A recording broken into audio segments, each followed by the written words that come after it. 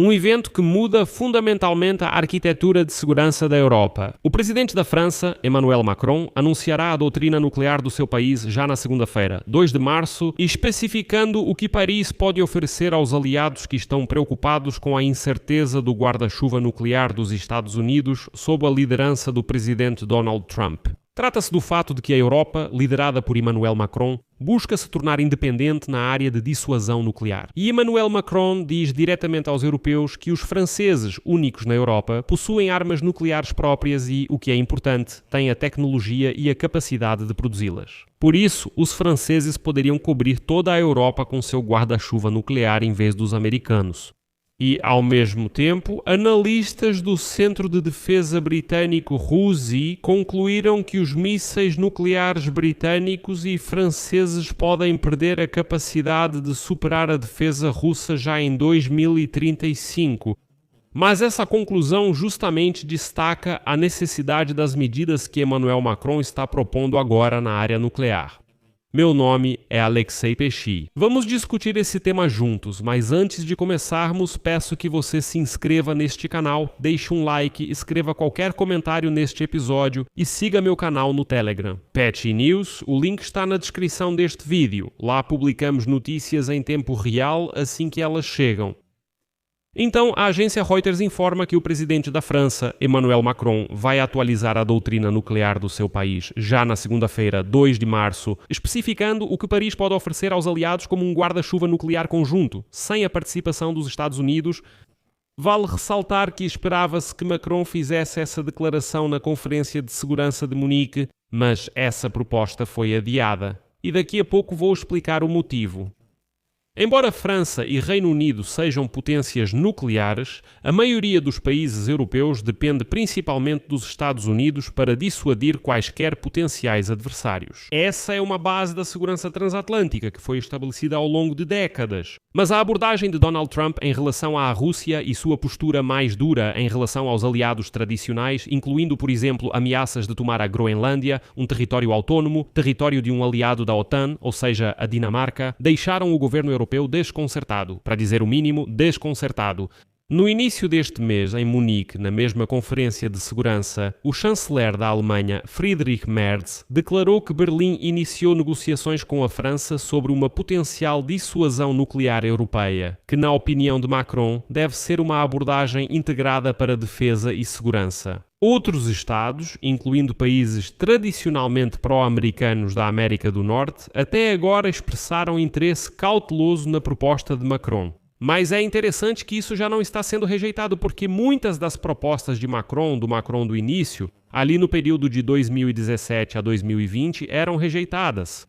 Bem, por exemplo, Macron, lembro que ainda no primeiro mandato de Donald Trump falava sobre o fato de que os europeus precisamos de autonomia estratégica, precisamos nos tornar fortes de forma autônoma, sem os americanos, sem os russos, sem os chineses, sem ninguém. Nós mesmos devemos ser autônomos estrategicamente, economicamente no aspecto militar. Macron, já naquela época, propunha que era necessário criar algum tipo de exército europeu, porque os americanos podem nos deixar na mão. Pessoas como Trump, naquela época, ignoravam Macron e diziam: esse francês está propondo algo engraçado, não vale a pena ouvir. Em 2020, ele também propôs um guarda-chuva nuclear. Ele dizia: vamos pensar sobre isso. Nós temos armas nucleares, os britânicos têm. Vamos criar nosso próprio guarda-chuva nuclear sobre toda a Europa. Sem os americanos, continuaremos sendo amigos dos americanos, mas precisamos nos defender sozinhos. Naquela época também ignoraram Macron. Agora, pelo menos, demonstram interesse. E agora, funcionários europeus reservadamente questionam até que ponto o arsenal nuclear da França pode proteger o continente. Entre as questões que causam preocupação estão a distribuição dos custos e quem vai controlar a decisão de lançamento. E será que o foco nas forças nucleares não ameaça deslocar os investimentos necessários nas forças armadas convencionais?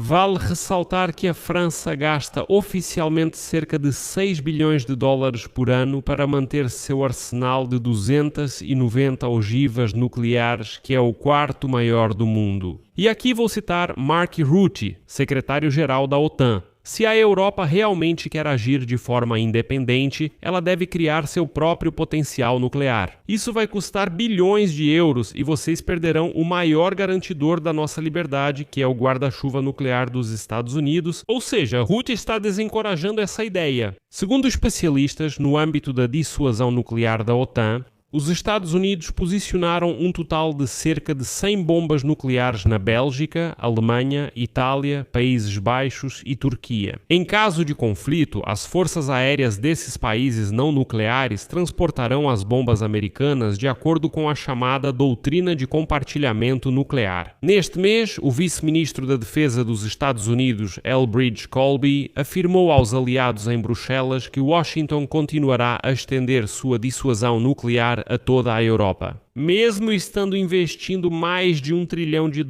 na modernização de seu próprio arsenal. Eles afirmam que Trump faz uma declaração política, mas a dissuasão nuclear permanece. Autoridades francesas afirmam que Paris não busca substituir a proteção americana ou competir com a OTAN.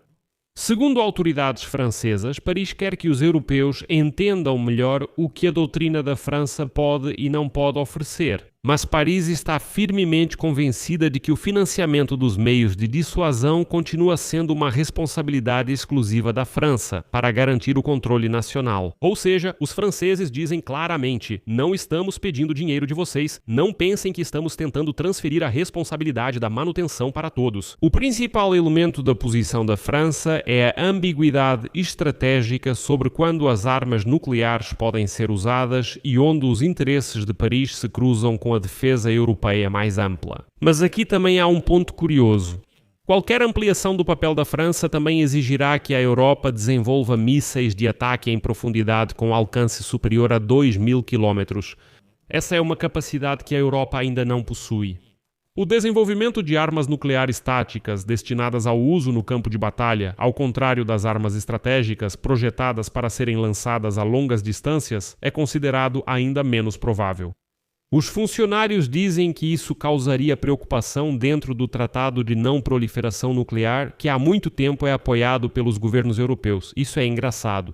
Ou seja, só imagine, os russos colocam suas armas nucleares na Bielorrússia, mais perto da Europa, e os europeus dizem: mas nós temos o Tratado de Não Proliferação Nuclear. O que vocês estão fazendo? Nós podemos provocar alguém. Mas agora vou citar a principal diplomata da União Europeia, Kaja Kallas. Nós entendemos de onde vêm essas discussões. Elas surgem do fato de que nossa aliança transatlântica já não é mais o que era antes. Minha opinião pessoal é a seguinte: se houver mais armas nucleares no mundo, não acho que viveremos em um mundo mais pacífico. Mas o anúncio que Macron está preparando já está sendo chamado de doutrina nuclear de Macron. Na base dos submarinos nucleares da França, na Bretanha, Macron fará o tradicional relatório sobre a doutrina nuclear, que é apresentado por cada presidente durante o mandato. E, de acordo com essa doutrina, a posição da França é manter um arsenal mínimo, mas confiável, capaz de causar danos tão graves que possa dissuadir qualquer ataque inicial. Mas Macron decidiu neste ano discutir um pouco as alternativas. Os funcionários franceses observaram que a situação estratégica mudou radicalmente desde o último discurso dele em 2020. Referindo-se à ampliação do arsenal da Rússia e ao aumento da retórica nuclear após a invasão em grande escala da Rússia à Ucrânia em 2022, a França, já há muito tempo, declara que seus interesses vitais têm uma dimensão europeia, ou seja, não estão restritos apenas à França. E ainda em 2020, Emmanuel Macron convidou os parceiros para discussões estratégicas. Essa proposta, na época, não gerou muito entusiasmo. É disso que estou falando, que ele já propôs essa ideia há 6 anos. Os funcionários dizem que um princípio da doutrina permanece inalterado. Apenas o presidente da França pode dar a ordem para um ataque nuclear. E é isso. Analistas britânicos afirmam que os mísseis nucleares britânicos e franceses podem perder a capacidade de superar a defesa russa já em 2035. Dizem que em cerca de 10 anos os russos vão desenvolver uma defesa antiaérea e antimísseis tão avançada que os mísseis nucleares britânicos e franceses não conseguirão atravessá-la. Mas se a situação na Europa continuar como está hoje, então a doutrina nuclear de Macron será mais do que nunca relevante.